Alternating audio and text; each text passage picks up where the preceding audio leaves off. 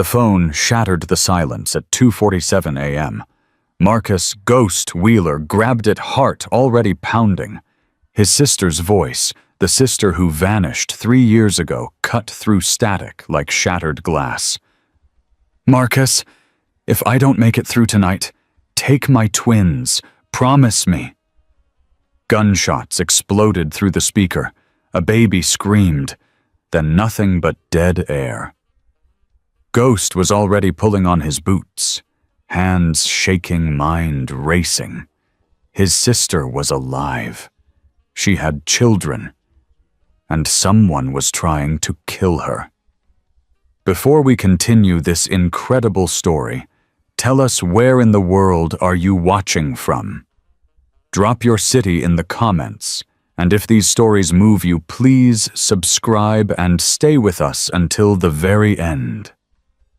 The phone hit the floor. Ghost stood frozen. His breath caught somewhere between his chest and throat. 3 years. 3 years of silence, of wondering, of assuming the worst.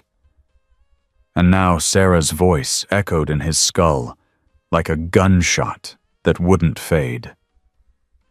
"Take my twins." And he grabbed his keys, fingers fumbling. His hands hadn't shaken like this since Afghanistan, since the day he watched his best friend die in his arms, and swore he'd never feel that helpless again. The Harley roared to life beneath him. Cold night air slapped his face as he tore down the empty highway, replaying those words over and over. She was alive. She had children. Someone was hunting her. His phone buzzed. Unknown number. "Don't come looking, Marcus." A man's voice.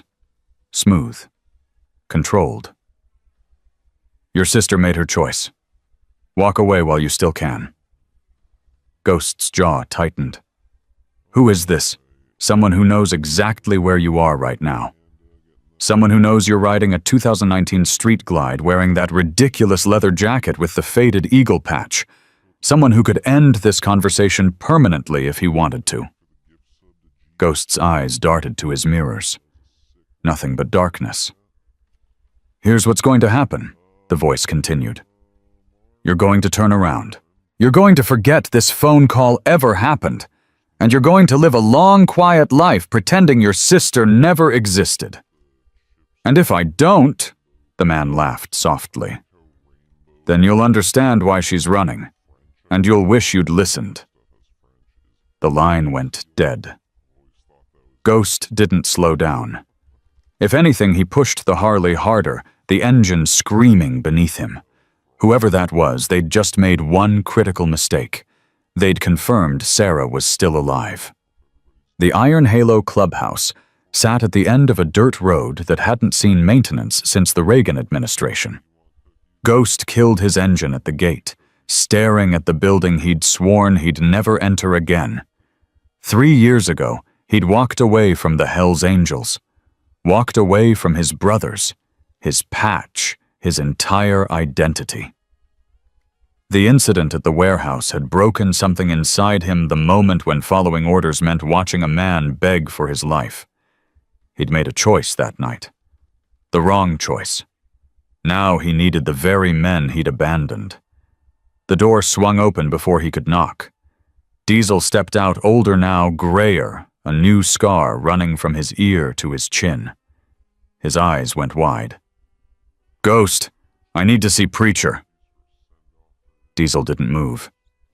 "You've got some nerve showing up here, after what you did. My sister's in trouble. I got a call 20 minutes ago. Gunshots. Babies crying. Then some guy threatens me and tells me to walk away." Something shifted in Diesel's expression. The hostility didn't disappear, but it made room for something else. Curiosity. Concern. "Sarah, I thought she was dead, so did I." Ghost's voice cracked. "She's not, but she will be if I don't find her tonight." Diesel studied him for a long moment, then stepped aside. "Preacher's in the back, but I'm warning you, brother, He's not the forgiving type. Neither am I. Not anymore. The back room smelled like cigars and old leather. Preacher Cole sat behind a desk covered in papers, a bottle of whiskey at his elbow, reading glasses perched on his nose. He'd aged more than 3 years, should allow hair completely white, now face carved with deep lines that spoke of hard decisions and harder losses. He didn't look up when Ghost entered.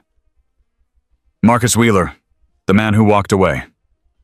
"Preacher, you need," Preacher's voice cut like a blade. "You walked out on your brothers. Left us holding the bag on the Martinez situation, cost us 2 men and nearly cost us our charter." He finally looked up, eyes cold. "And now you need something." Ghost forced himself to stay calm. "My sister called me tonight. First time in 3 years. She said she has twins. She said someone's trying to kill her. I heard gunshots, Preacher. I heard babies screaming." Preacher's expression didn't change. And I can't do this alone. I need the club. I need my brothers." "You don't have brothers here. Not anymore." The words hit harder than Ghost expected. He'd known this wouldn't be easy. He'd prepared himself for anger for rejection, but hearing it stated so plainly, so finally, it felt like a door slamming shut on his last hope. Then Diesel spoke from the doorway. "She married Vincent Crane." Preacher's head snapped toward him. "What?" "Sarah, 3 years ago, she married Vincent Crane, the businessman, the one with the international adoption agency." Something dark crossed Preacher's face, something Ghost didn't understand. "You're sure about that?" Diesel nodded. "I remember because Ghost asked me to run a background check on the guy, before the wedding. I told him Crane was clean." Ghost stared at both of them. "What am I missing? Who is Vincent Crane?" Preacher stood slowly, bracing himself against the desk. For the first time, he looked his age. He looked tired. He looked like a man carrying a weight he'd never asked for. 18 months ago, Preacher said quietly. "We got a tip about a trafficking operation moving through our territory. Kids mostly, being shipped overseas through some kind of adoption scam." He paused, jaw tightening. "We tried to track it down. Lost 2 prospects doing it. The trail went cold, but one name kept coming up." Ghost's blood went cold. "Crane. We could never prove it. The man's got connections everywhere, politicians, law enforcement, maybe even feds. Every time we got close, the evidence disappeared." Preacher met Ghost's eyes. "If your sister's mixed up with Vincent Crane and she's not running from a jealous husband, Marcus. She's running from a monster." The room fell silent. Ghost felt the floor shifting beneath him, everything he thought he knew crumbling into something far worse. Sarah hadn't just married the wrong man. She'd married into a nightmare. "Trace the call," Preacher said, suddenly all business. "Worm, get in here." A skinny kid with thick glasses and a laptop bag rushed in. Ghost didn't recognize him. New blood probably joined after he left. "I need you to trace a number," Preacher continued. 20 minutes ago, incoming call to this man's phone." Worm took Ghost's phone fingers, flying across his laptop. "Give me 5 minutes." Those 5 minutes lasted forever. Ghost paced, unable to stand still. Diesel watched him with something approaching sympathy. Preacher made calls, quiet, clipped conversations with people Ghost couldn't identify. "Got it," Worm announced. "Call originated from a cell tower near Ashford. That's about 200 miles northeast. Rural area, mostly farmland. But here's the thing. There was a second call made from the same tower about 10 minutes before yours, to 911. Ghost's heart stopped. "What did they report?" Worm pulled up the dispatch record. "Woman found on Highway 47, gunshot wound. Gunshot. 2 infants with her. Medics transported her to..." He paused, reading. "St. Anthony's Regional. Ashford. Ghost was already moving toward the door. "Hold on." Preacher's voice stopped him. "You go there alone, you're walking into a trap. Crane knows you're coming. He'll have men waiting." "I don't care? Then you're a fool and you'll die like one." Preacher grabbed his cut from the chair back, shrugging it on. "Diesel, call the boys. Everyone rides tonight." Diesel hesitated. "All of them?" "All of them." Preacher met Ghost's eyes. "You walked away from us, Marcus. But Sarah? Sarah's innocent. Those babies are innocent. And if Vincent Crane is involved," his jaw set, "then this is exactly the kind of fight we exist for." Ghost didn't know what to say. He'd expected to beg, to bargain, to trade whatever he had left. Instead, Preacher was mounting up like the past 3 years had never happened. "Why?" Ghost managed. "After everything I did. Because that's what brothers do?" Preacher said simply. "Even the ones who forget it for a while." They rode hard through the darkness, 12 Harleys cutting through the night like thunder with a purpose. Ghost led the convoy, his mind racing faster than his engine. 200 miles, 3 hours if they pushed it. Would Sarah still be alive when they got there? His phone buzzed again. Same unknown number. He answered without slowing down. "I'm not turning around." "I know." The voice sounded amused now. "I'm watching you right now, Marcus. You and your little biker club, very touching. Very predictable. If you've hurt her. Your sister hurt herself. She saw things she wasn't supposed to see. Learned things she wasn't supposed to learn. And then she made the extraordinarily stupid decision to run." A pause. "The twins were supposed to be sold 2 days ago. Very wealthy buyers in Dubai. Very specific requirements. Do you have any idea how much money your sister cost me?" Ghost's vision blurred with rage. "I'm going to find you." "No, you're not. But here's what is going to happen. You're going to arrive at that hospital. You're going to find your sister in critical condition if she's still breathing at all. And you're going to make a choice." "What choice?" "The twins, Marcus. You can try to save them both, or you can try to save your sister. But you can't do both. And while you're standing there paralyzed by your precious family loyalty, my men will be making the decision for you." The line went dead again. Ghost screamed into the wind, pushing his Harley past every limit it had. Behind him, Diesel pulled alongside. "What did he say?" "He's going to take the babies at the hospital. We have to move faster." Diesel's face hardened. He dropped back, shouting to the others. One by one, the angels accelerated their formation, tightening into a battering ram of chrome and fury. St. Anthony's Regional was a small hospital, the kind that served farming communities and highway accidents. Ghost saw the building's lights from 2 miles out, a beacon in the darkness. He also saw the black SUVs parked near the emergency entrance. 3 of them. Windows tinted. Engines running. "There," Ghost pointed. "Crane's men." Preacher assessed the situation with the calm of a man who'd seen 100 fights. "Diesel, take 4 men around back. Ghost, you're with me through the front. The rest of you, those SUVs, don't leave. Understand?" Nods all around. They hit the parking lot like a storm. The SUV drivers reacted, 2 slow doors opening just as angels surrounded them. Ghost didn't stop to watch. He was already through the emergency room doors, Preacher right behind him. The nurse at the front desk looked up, startled. "Can I help?" "Sarah Wheeler. Gunshot wound. Brought in tonight with 2 infants." "Sir, I can't just—" Preacher leaned over the desk, his presence filling the room. "Ma'am, there are armed men outside trying to kidnap those babies. We're the only thing standing between them and those children. Now you can help us, or you can explain to the police why you didn't." The nurse's face went pale. She checked her computer with trembling fingers. Room 217, second floor. But the babies, they're in the NICU, third floor. Ghost's blood went cold. Separated. They'd separated them. I'll get Sarah, he said. Preacher. I'll get the twins. Go.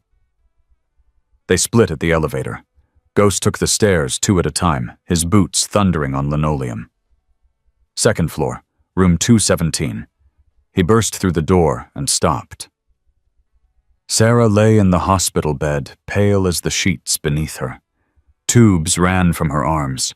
Machines beeped with the slow rhythm of a heart barely fighting.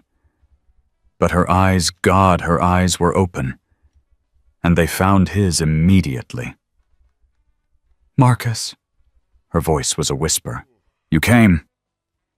He was at her side in 3 steps, grabbing her hand. I'm here. I'm here, Sarah. I've got you. Tears spilled down her cheeks. The twins? Preacher's getting them. They're safe. No. She gripped his hand with surprising strength. No, they're not. You don't understand. Vincent has people everywhere, even here. Even... The door opened behind them. Ghost spun, reaching for the gun he didn't have. A man in a doctor's coat stepped in. Average height, average build, completely forgettable face. Hello, Marcus. Ghost recognized the voice instantly. The phone. The threats. You. The man smiled pleasantly. Me. And before you do anything dramatic, you should know there's a man in the NICU right now with instructions to inject both babies with potassium chloride if I don't check in every 5 minutes. Ghost froze. You're lying. Am I? The man checked his watch. 4 minutes, 30 seconds now. Tick-tock, Marcus. Tick-tock. Sarah let out a sob. Please, please, they're just babies. They haven't done anything. They're evidence, the man said simply. Evidence of your husband's side business. Evidence that connects him to very powerful people who don't appreciate loose ends. He turned to Ghost. So here's what's going to happen. You're going to step away from your sister. You're going to walk out of this hospital, and you're going to pretend none of this ever happened. And if I do, you'll let them live. The twins will be placed with their new families as planned. Your sister will have an unfortunate complication from her surgery, and you'll wake up tomorrow with no proof any of this was real. He shrugged. It's not a perfect solution, but it's the only one I'm offering. Ghost looked at Sarah, looked at the man, felt the weight of impossible choices crushing his chest. Then he heard it, distant at first, growing louder. Motorcycles. A lot of them. The man's pleasant expression flickered. He pulled out his phone, dialed. Report. A pause. His face changed. What do you mean they're down, all of them? Ghost smiled slowly. You tracked my phone. You knew I was coming. But you forgot something important about the hellsangels. The man's jaw tightened. We always ride together? The door exploded inward. Diesel came through like a freight train, taking the man down in one brutal motion. Behind him, 2 more angels fanned into the room, securing the corners. Building's locked down, Diesel reported, zip-tying the man's wrists. Preacher's got the babies. He's got them, Ghost. Ghost's knees almost buckled. They're safe. Both of them. 2 of Crane's guys tried something on the 3rd floor. They're currently having a very uncomfortable conversation with our medically trained brothers. The man on the floor laughed bitterly. You think this changes anything? Vincent Crane has more resources than you can imagine. More connections. More. Diesel put a boot on his chest. Yeah, we'll worry about that later. Right now you've got bigger problems. He leaned down. Like the fact that you just threatened to kill babies in front of witnesses. Lots of witnesses. In a hospital full of cameras. The color drained from the man's face. Ghost turned back to Sarah. She was crying again, but different now. Relief. Hope. Things she probably hadn't felt in years. "Marcus, I'm so sorry. I should have listened to you. When you told me something was wrong about Vincent, I should have—" "Shh." He squeezed her hand. "None of that matters now. What matters is you're alive. The babies are safe, and we're going to get through this together." "But Vincent Crane is going to answer for everything he's done. I promise you that." Ghost's voice hardened. "But first you need to tell me everything. Who else is involved? Where are they keeping the other children?" Sarah's eyes went wide. "How did you know about—" "The man on the phone said the twins were supposed to be sold. That means there are others, kids who weren't as lucky as yours." Sarah nodded slowly, fresh tears falling. "There's a compound, about 50 miles from here. Vincent took me there once when he still thought he could trust me." Her voice broke. "I saw them, Marcus. I saw the children in cages, dozens of them, and I couldn't do anything. I couldn't—" "You can now." Ghost felt something crystallizing in his chest, something hard and cold and absolutely certain. "You're going to tell us everything, and then we're going to burn Vincent Crane's empire to the ground." Behind him, Diesel nodded grimly. "Preacher's gonna want to hear this. Get him, and get those babies in here. Sarah needs to see them." As Diesel left, Ghost sat on the edge of his sister's bed, holding her hand like he had when they were children.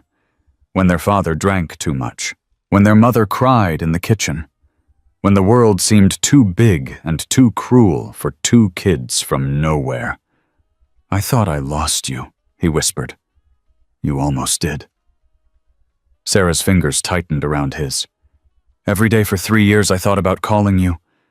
But Vincent, he made me believe things. Made me believe you wouldn't understand, that you'd judge me for staying. I would never— I know that now. I should have known it then." She looked at him with eyes that had seen too much. "He's evil, Marcus. Not like in movies, not dramatic or obvious. Just cold, empty. He talks about those children like they're products, inventory, numbers on a spreadsheet." The door opened.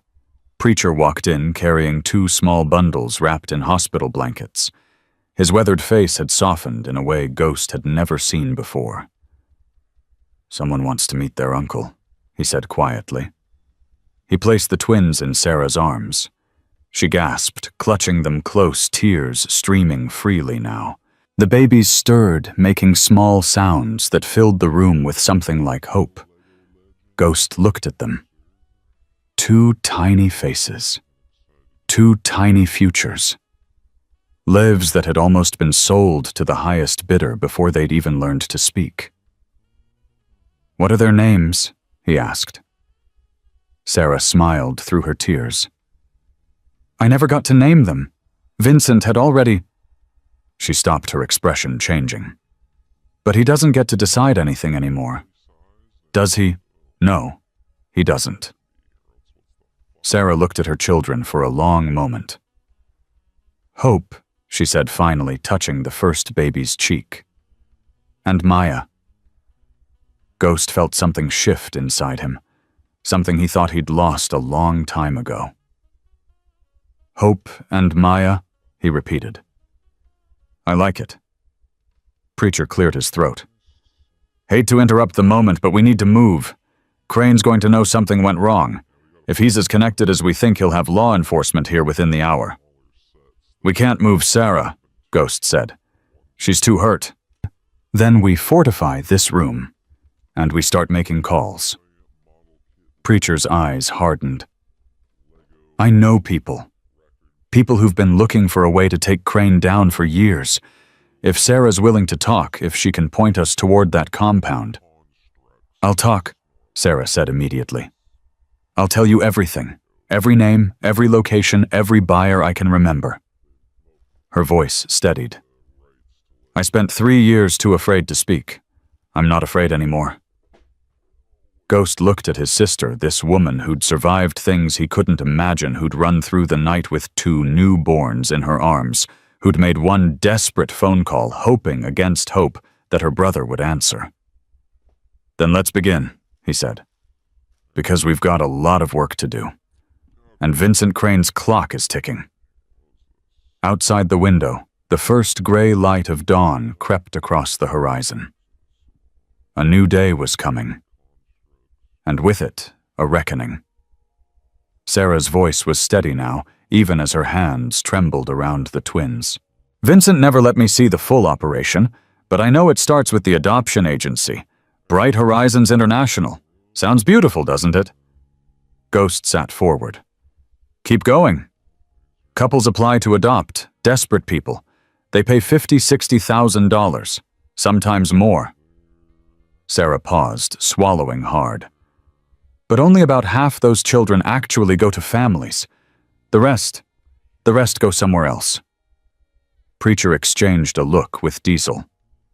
"Where overseas buyers, private auctions, men with too much money and—" Her voice cracked. I can't say it." "You don't have to," Ghost said softly. "We understand." "No." Sarah's eyes flashed. "You need to understand.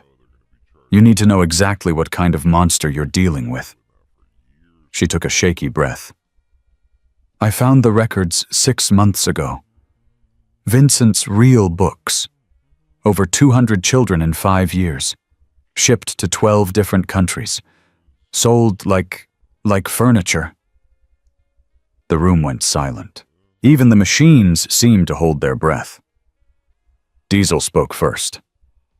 "How did he get the kids?" "Different ways. Some were legitimate orphans from overseas. Some were taken from hospitals. Birth mothers who were told their babies died." Sarah looked at her twins. "That's what was supposed to happen to Hope and Maya. I was scheduled for a C-section. Vincent arranged for them to be declared stillborn.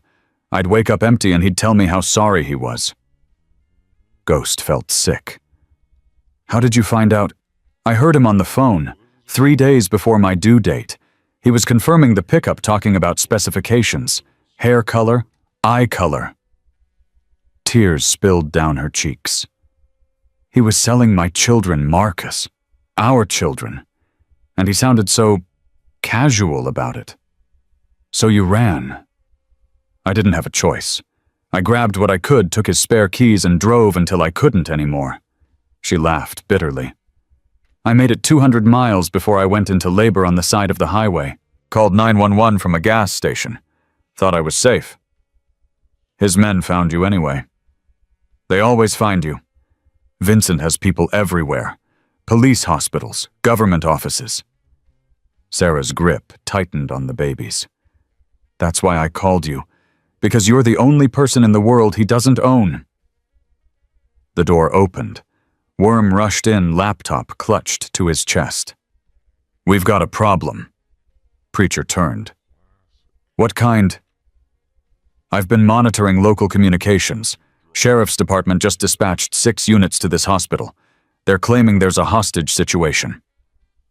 Ghost went cold. "Crane's making his move." "It gets worse." Worm's face was pale. "I intercepted a call between the sheriff and someone at the state level. They're talking about federal involvement, claiming we're domestic terrorists holding civilians at gunpoint." Diesel swore. "That son of a—" "He's rewriting the story," Preacher said grimly, "making us the villains. By tomorrow, every news station in the country will be reporting that the hellsangels took over a hospital." "Can we fight them?" Ghost asked. 6 cruisers, maybe. But if the feds get involved—" Preacher shook his head. "We'll be dead or in prison before we can prove anything." Sarah struggled to sit up. "There's another way." Everyone turned to her. "Vincent's accountant, Daniel Reeves. He handles all the real books, all the offshore accounts. He knows everything." She winced, pressing a hand to her wound. "And he hates Vincent almost as much as I do." Ghost leaned closer. "Why? Because Vincent killed his daughter." The words landed like bombs. Even Preacher looked shaken. 3 years ago, Sarah continued, Daniel's daughter was 15. She found out what her father did for a living, threatened to go to the police. Vincent made it look like a suicide. Her voice dropped. Daniel knows it was murder. He's been waiting for a chance to bring Vincent down ever since. Where is he now? Vincent keeps him close. Too valuable to let out of sight. Sarah met Ghost's eyes. But I know how to reach him. I know the protocols. If we can get a message to Daniel, he'll give us everything we need. Worm looked up from his laptop. Sheriff's units are 5 minutes out. Preacher made his decision instantly. We split up. Ghost, you stay with Sarah and the twins. Diesel take half the boys and create a distraction. Lead the cops away from the hospital. And you? Ghost asked. I'm going to find Daniel Reeves. Preacher's jaw set. If this accountant has what we need, we're getting it tonight. Diesel was already moving toward the door. What kind of distraction are we talking? Preacher almost smiled. The loud kind. Make some noise. Break some things. Just don't hurt anyone who doesn't deserve it. My specialty. The angels dispersed with practiced efficiency. Within minutes, half of them had disappeared into the night. Ghost found himself alone with Sarah Worm and 2 men guarding the door. How do you reach Daniel? Ghost asked. Sarah's eyes were closing, exhaustion finally winning. There's a website, hidden in plain sight. You post a message using a specific phrase and he responds within an hour. What's the phrase, looking for vintage motorcycle parts, 1973 shovelhead? She managed a weak smile. Vincent never suspected because it sounded so ordinary. Ghost nodded to Worm. Do it. The young man's fingers flew across the keyboard. Posted. Now we wait. Outside, sirens wailed, getting closer. Then chaos. The roar of motorcycles. Shouting. The screech of tires. Diesel's distraction had begun. Ghost watched from the window as angels peeled out of the parking lot, sheriff's cruisers giving chase. The noise faded into the distance, leaving the hospital eerily quiet. They bought us time, Worm said. Maybe an hour before backup arrives. Then we use every minute. Sarah was asleep now, the twins nestled against her. Ghost studied their faces, so small, so innocent, so completely unaware of the danger surrounding them. He'd failed his sister once. He wouldn't fail her again. His phone buzzed. Unknown number. He answered warily. Mr. Wheeler. A different voice this time. Older. Tired. I understand you're looking for motorcycle parts. Ghost's heart jumped. Daniel. I don't have much time. Vincent is becoming suspicious. He knows Sarah escaped, knows someone helped her. A pause. He's sending a cleanup crew to the hospital. Not police. His own men. When? They're already on their way. 20 minutes, maybe less. Ghost signaled to his men. We need to move. Listen to me carefully, Daniel said. I have everything. Transaction records, buyer lists, locations of current inventory. Enough to put Vincent away for 100 lifetimes. But I can't just hand it over. Why not? Because if Vincent suspects I've turned, he'll kill my wife, my son, everyone I have left. Daniel's voice cracked. I need assurances. Protection. A guarantee that my family survives this. Ghost thought fast. Where are you now? Vincent's estate, the main compound. The same place they're keeping the children. Silence. Then, yes. Here's what we're going to do. You're going to help us get into that compound. We're going to rescue those children. And when it's over, I personally guarantee that your family walks away free. The hellsangels protect their own Daniel. And tonight you're one of us. Another long pause. Ghost could hear the man's ragged breathing, the weight of impossible choices. There's a service entrance on the north side, unguarded between 2 and 4 a.m. during shift change. I can disable the interior cameras for 15 minutes, no more. That's all we need. One more thing. Daniel's voice hardened. Vincent isn't at the compound tonight. He's flying back from New York. He'll land around 3 a.m. Ghost smiled grimly. Perfect timing. Mr. Wheeler. Marcus. Please, don't let this be for nothing. It won't be. You have my word. The line went dead. Ghost turned to find Worm staring at him. Did I just hear what I think I heard? You heard the beginning of the end for Vincent Crane. Ghost moved to Sarah's bedside, gently shaking her awake. Sarah, we have to move. Her eyes fluttered open. What's happening? Crane's sending men. We need to get you somewhere safe. Where? Ghost looked at his remaining brothers, at the twins sleeping peacefully, at his sister, who'd survived 3 years of hell. Somewhere they'll never look. They moved through the hospital's basement level, avoiding the main corridors. Worm had tapped into the security system, guiding them through blind spots. Sarah walked slowly. Ghost supporting her weight, one of the angels carrying the twins. There's a maintenance tunnel, Worm whispered. Leads to a building across the street. Old storage facility. Anyone there? Abandoned since 2019. Perfect.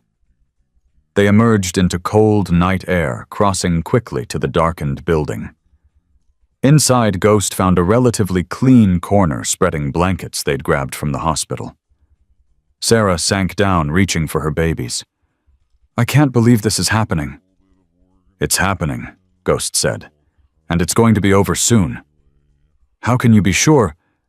He knelt beside her. Because Daniel's going to give us everything we need. Because Preacher's already coordinating with people who've wanted Crane gone for years. And because tomorrow morning when the sun comes up, your children are going to wake up in a world where nobody's trying to sell them. Tears rolled down Sarah's cheeks. I used to dream about that. In the beginning, when I first realized what Vincent was, I used to dream about my babies being free. Dreams come true sometimes. Ghost squeezed her hand. Hold on to that.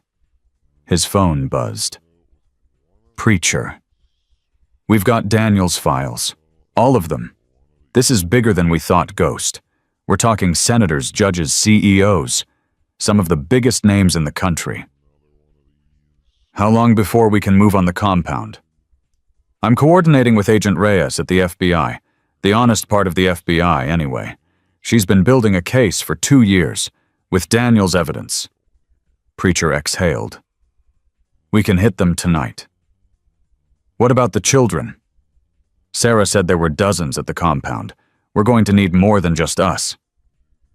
Ghost thought of Diesel out there somewhere leading cops on a wild chase. Thought of the men guarding his sister. Thought of all the brothers who'd answered the call without hesitation. How many can you get?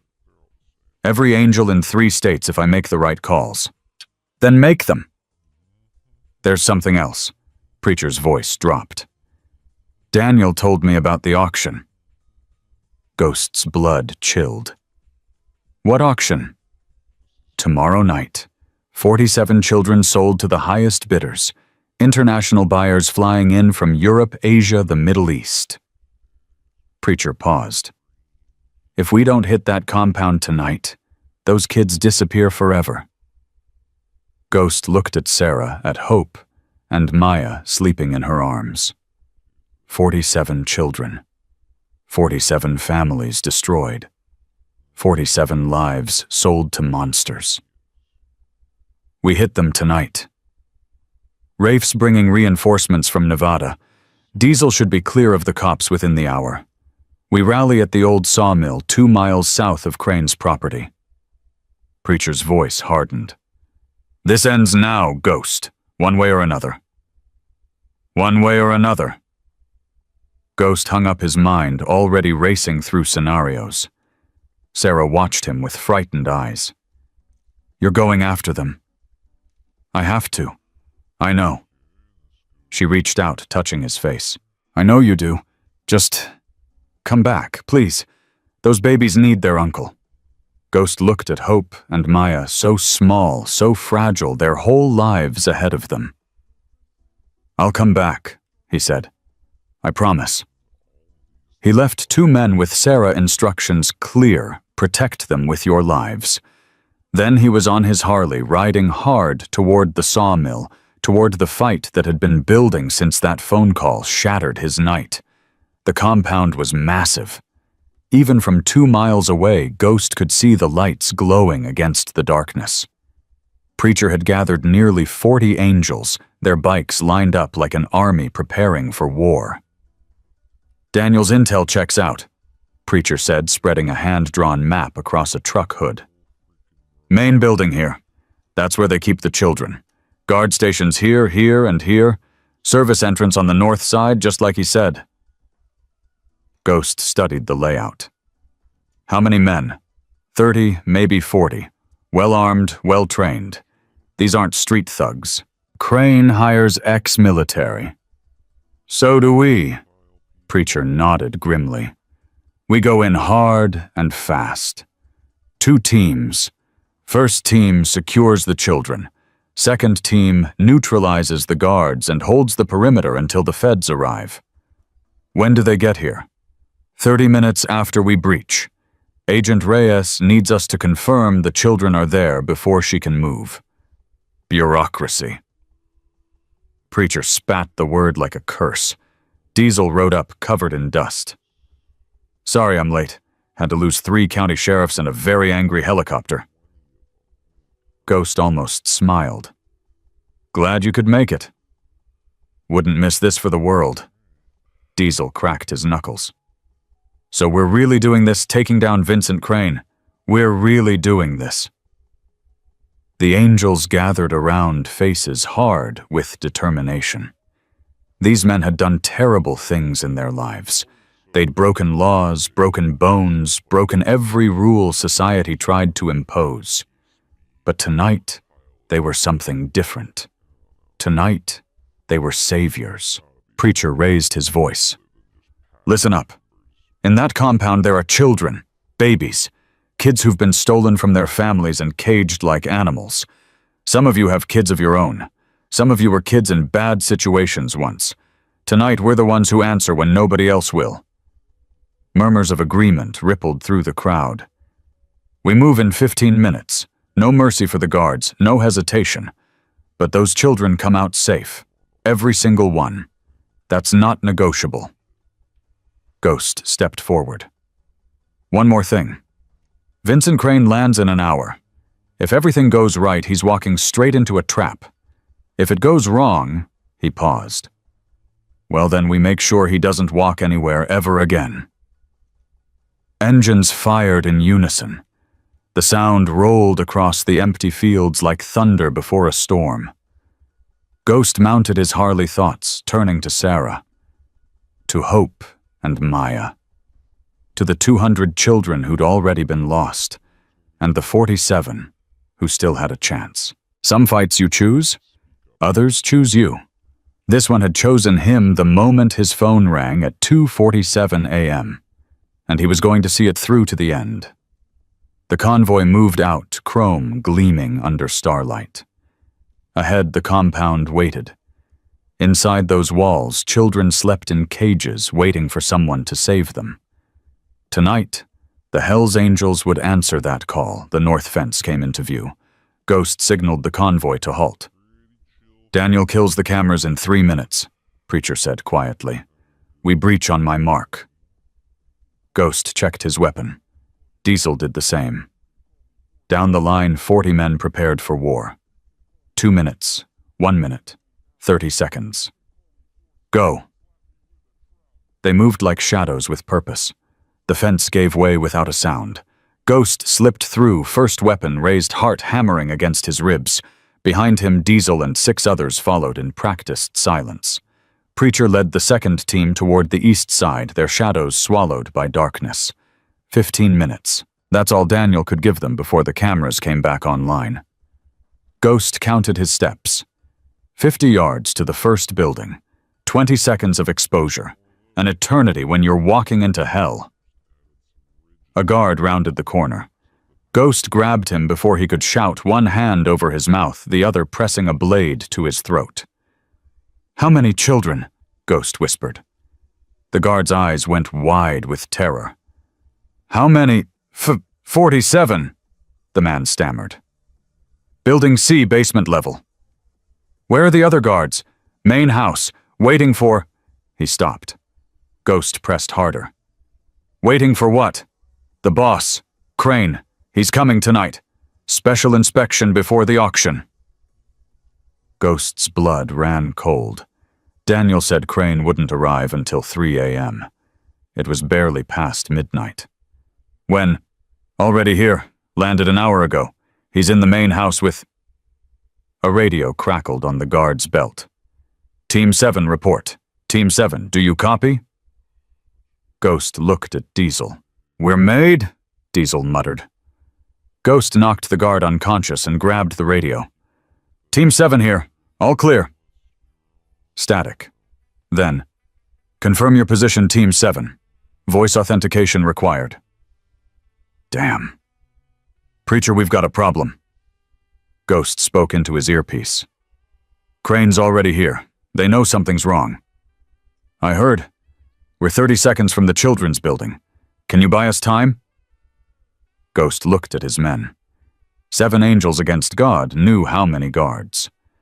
"We'll buy you whatever you need." "Then may God have mercy on their souls." Preacher's voice hardened. "Because we won't." The alarm split the night like a scream. Floodlights blazed to life. Somewhere in the compound, dogs started barking. "So much for stealth," Diesel said, pulling his weapon.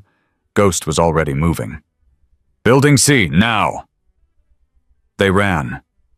No point in hiding anymore. The element of surprise was gone, replaced by something just as powerful, pure, savage determination. A guard appeared ahead. Ghost dropped him with one shot. 2 more came from the left. Diesel handled them before Ghost could turn. "Keep moving." Building C loomed ahead, a concrete structure with barred windows and a single reinforced door. Preacher's team was already there working on the lock. "It's steel-plated," one of them reported. "We need explosives." "No time." Ghost spotted a maintenance hatch near the foundation. "There. Basement access." They pried it open, dropping into darkness one by one.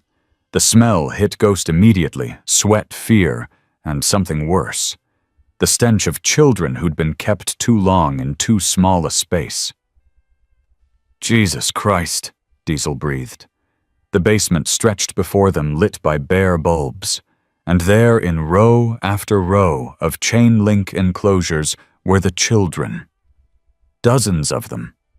Some sleeping, some crying, some just staring with eyes that had forgotten how to hope. A little girl, maybe 4 years old, pressed her face against the wire. "Are you the good guys?" Ghost knelt in front of her. "Yeah, sweetheart. We're the good guys." "Are you going to take us home?" His throat tightened. "That's exactly what we're going to do." Preacher was already working on the locks. "These are industrial grade. We need bolt cutters." "Found some." Diesel grabbed a toolbox from a corner. "They must use them for maintenance." The word tasted like poison. Ghost took the cutters and started on the first cage. The lock snapped. The door swung open.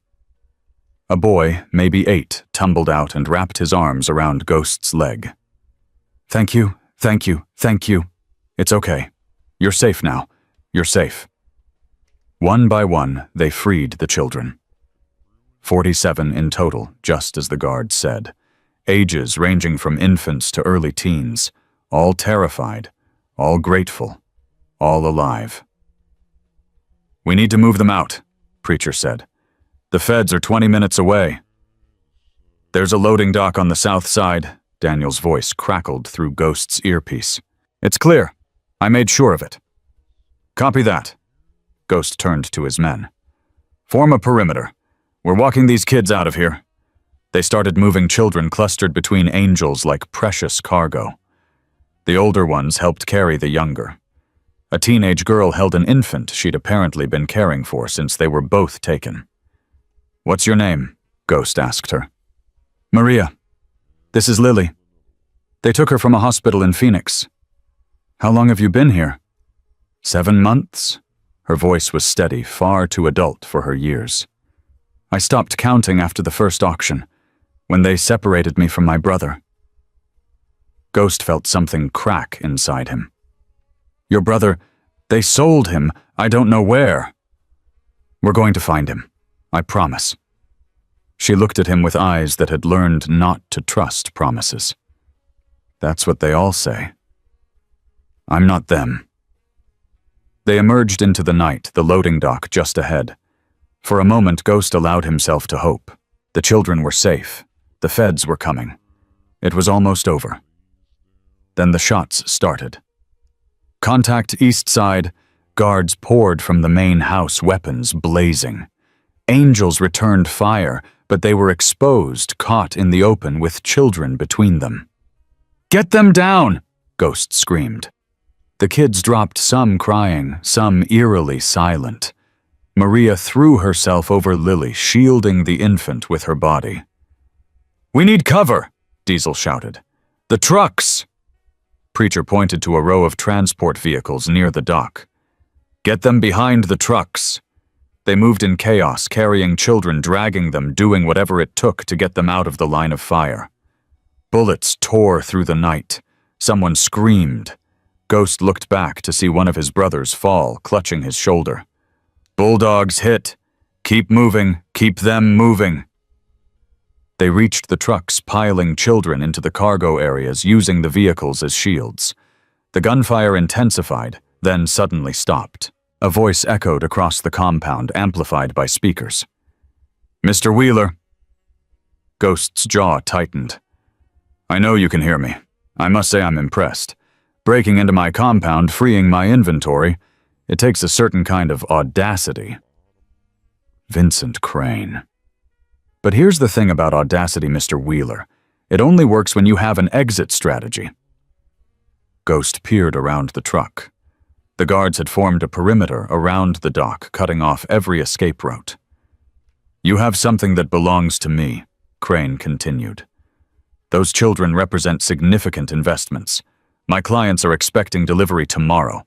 I don't like disappointing clients. Your clients can go to hell, Ghost shouted back. And you can lead the way. A cold laugh. Still so defiant. I wonder if your sister was this stubborn when my men caught up with her. Ghost's blood froze. Oh, didn't I mention I know exactly where she is? That abandoned building across from the hospital. Very clever hiding in plain sight, but not clever enough. Ghost grabbed his phone, dialing frantically. No answer. He tried again. Nothing. If you've heard her, she's fine. For now. The twins, too. Lovely children.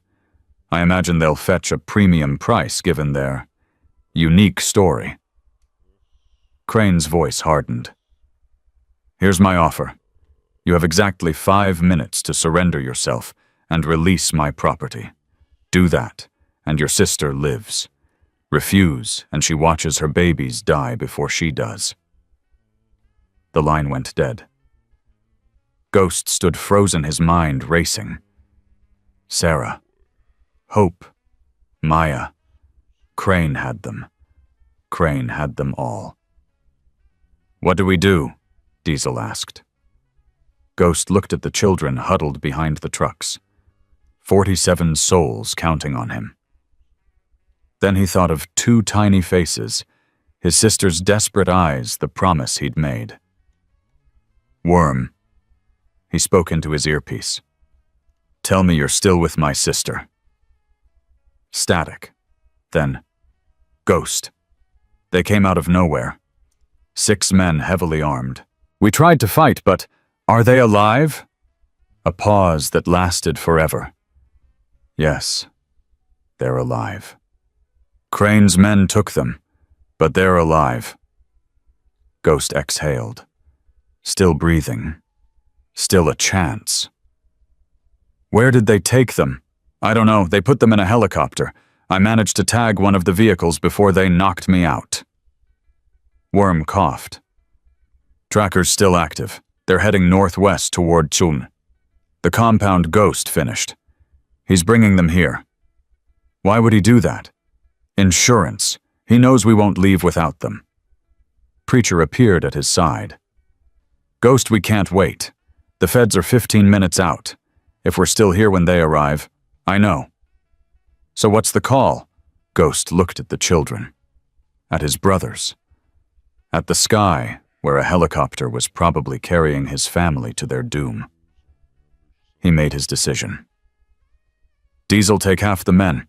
Get these kids to the rally point. The feds will meet you there. And you? I'm staying. Crane wants me. He's going to get me. That's suicide. Maybe. Ghost checked his weapon.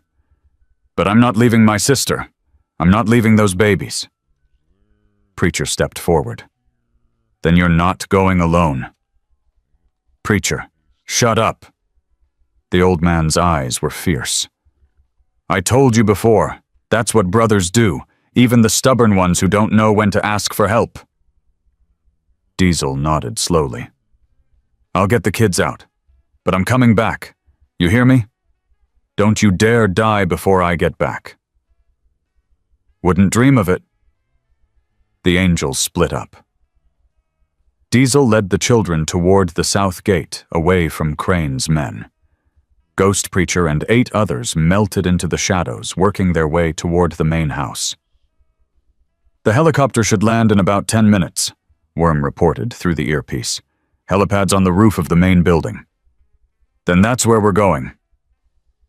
They moved fast, using the chaos of the firefight as cover. Crane's guards were focused on the loading dock, unaware that their real threat was circling behind them. Ghost reached the service entrance Daniel had mentioned. The door was unlocked, just as promised. Daniel, he whispered into his earpiece. Where's Crane now? 3rd floor, conference room. He's got 6 men with him plus 2 on the roof waiting for the chopper. Can you get us up there undetected? Service stairs in the northwest corner. They lead directly to the 3rd floor. But Ghost? Yeah, my family. They're in the east wing. My wife, my son, please. We'll get them, I promise. I've heard promises before. Not from me. They climbed the stairs in silence, each step bringing them closer to the confrontation that would decide everything. Ghost's mind raced through scenarios, possibilities, outcomes. Most of them ended badly, but some didn't, and some was enough. 3rd floor. The conference room was just ahead. Ghost could hear voices. Crane's smooth tones, the murmur of his men, the occasional burst of radio chatter. He signaled to Preacher. 2 teams. Hit them from both sides. They positioned themselves outside the doors. Ghost counted down on his fingers. 3, 2, 1. The doors exploded inward. Ghost took out 2 guards before they could react. Preacher handled a 3rd. The room erupted in chaos, shouting gunfire, the crash of overturned furniture. And there, in the center of it all, stood Vincent Crane. He was smaller than Ghost expected. Average height, average build, wearing a tailored suit that probably cost more than most people's cars. But his eyes were cold as marble, empty as a predator that had never learned fear. Mr. Wheeler! Crane didn't even flinch as bullets flew around him. I was hoping we'd meet in person. Ghost aimed at his chest. Where's my sister? On her way. Should be landing any moment now. Crane smiled. You know, I could have killed her 3 years ago, when she first started snooping around asking questions. But I saw potential. A woman that stubborn, that determined. I knew she'd be useful someday. You used her. I married her. There's a difference. The smile widened. Well, perhaps not much of one. The helicopter sound grew louder. Close now. Almost there. Here's what's going to happen, Crane continued. My men will bring Sarah and the twins to this room. You'll watch as I demonstrate the consequences of defiance, and then you'll spend your remaining hours understanding exactly what kind of man you challenged. Ghost's finger tightened on the trigger. Go ahead, Crane said. Shoot me. My men have orders. If I die, Sarah dies. The twins die. Every child you just freed dies. He spread his hands. I've planned for every contingency, Mr. Wheeler. That's why I'm standing here in a $1,000 suit, and you're standing there covered in blood and desperation. As the helicopter touched down above them, footsteps on the roof, voices. Ah, Crane's eyes gleamed. Right on schedule.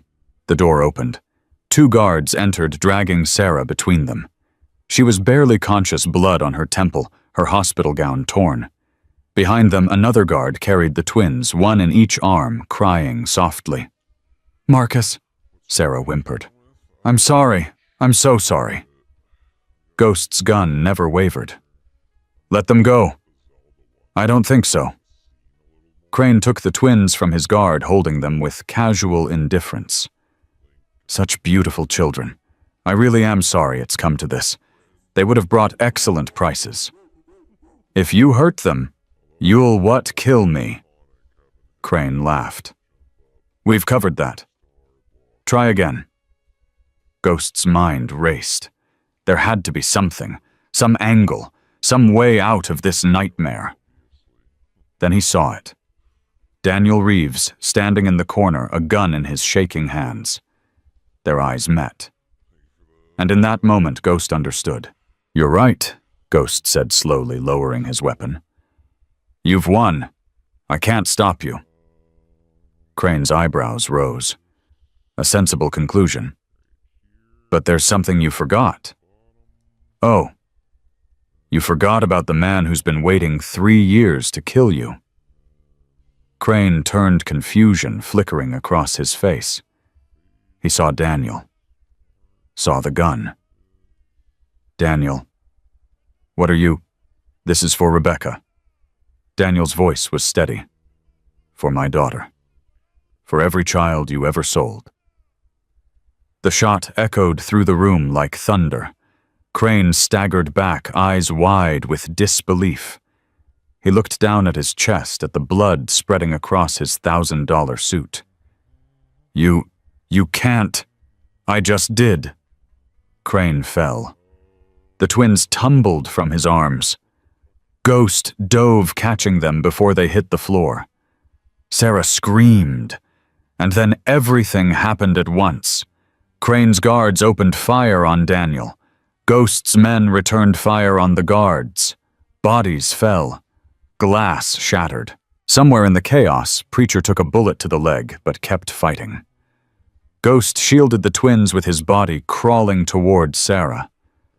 I've got them. I've got them.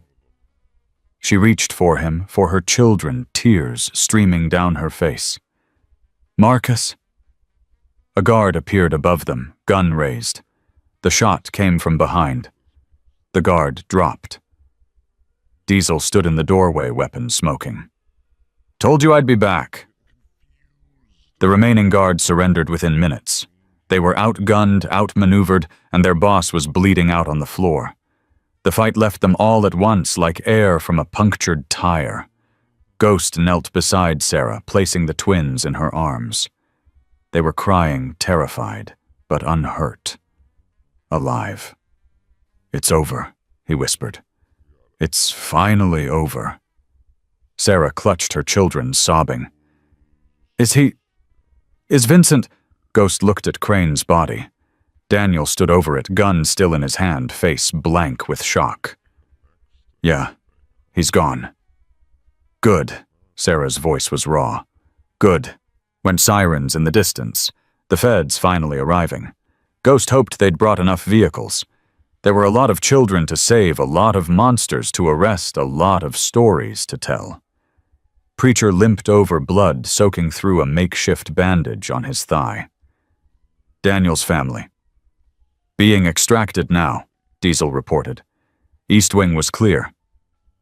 And the children? Already at the rally point. Feds are setting up a command center. Ghost nodded, exhaustion hitting him all at once. He'd been running on adrenaline for hours. Now that it was fading, every wound, every bruise, every moment of terror came crashing down. But his sister was alive. The twins were safe. And Vincent Crane would never hurt anyone again. Daniel dropped his gun, sinking to his knees. I killed him. You saved us, Ghost said. You saved all of us. I thought it would feel different. Daniel's voice was hollow. I thought I'd feel relieved, happy, something. That comes later. Ghost put a hand on his shoulder. Right now, just breathe. The doors burst open. FBI agents poured in, weapons drawn. Hands where we can see them. Ghost raised his hands slowly. Agent Reyes, we've been waiting for you. A woman stepped forward, badge gleaming. Marcus Wheeler. That's me.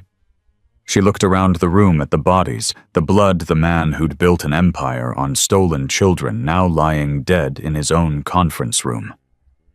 Hell of a mess, she said. Ghost managed a tired smile. You should see the basement. The night was far from over. There were statements to give children to reunite, evidence to process. But as Ghost watched Sarah being loaded into an ambulance, the twins tucked safely against her chest, he felt something he hadn't felt in a long time. Hope. Not the name of a baby, though, that too. Real hope. The kind that made tomorrow seem worth fighting for.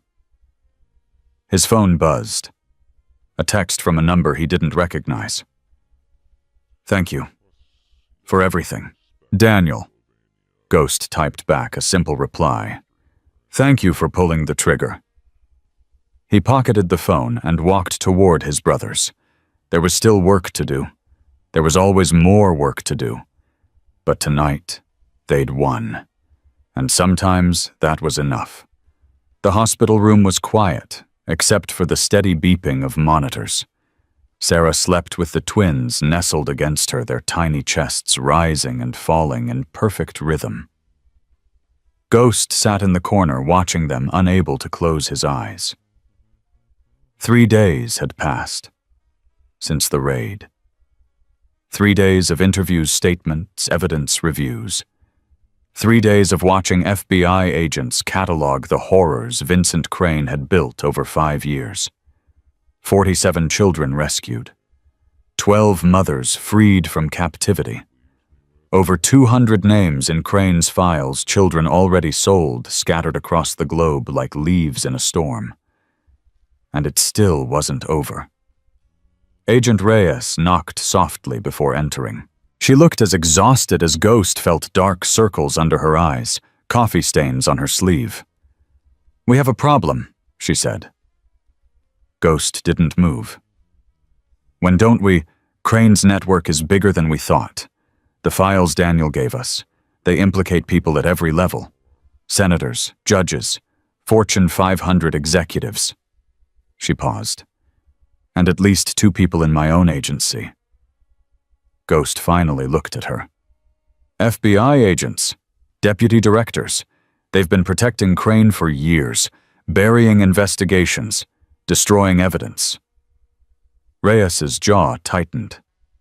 The moment I submitted my initial report, they started moving. Witnesses are disappearing. Documents are being lost. Someone leaked the names of our informants. Daniel. Safe for now. We moved him and his family to a secure location. She sat down heavily. But it's not enough.